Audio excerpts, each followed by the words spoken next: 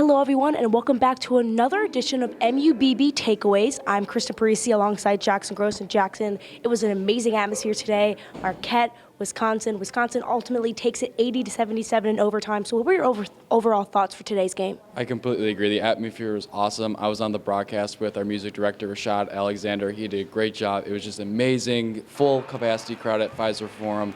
But it was just Wisconsin was able to make a few plays down the stretch. Max Klesman had a huge layup that gave Wisconsin a 2-point lead in overtime before they hit a free throw to get a 3-point lead. It's just Marquette couldn't quite get over the hump of that first half to get all the way back and win it.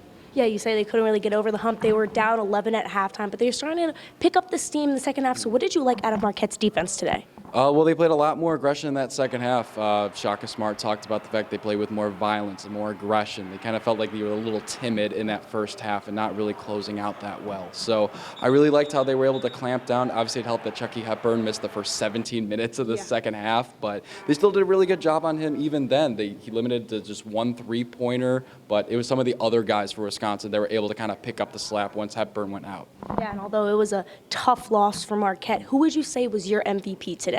Oh, easily Cam Jones. Rashad said it was basically a master class from him. 26 points, 4 of 6 from the free throw line. Pretty sure it was also 4 of 6 from three-point range.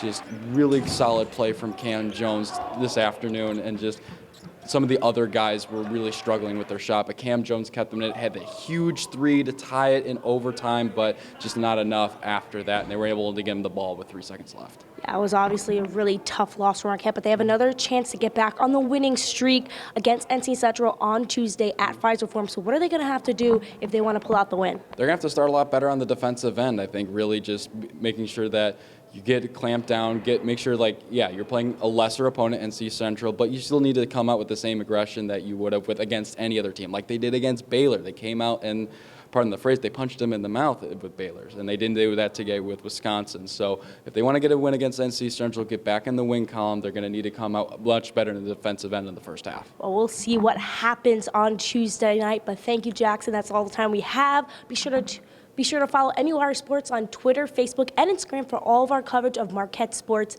and more. For Jackson Gross, I'm Kristin Parisi. Good night, Marquette.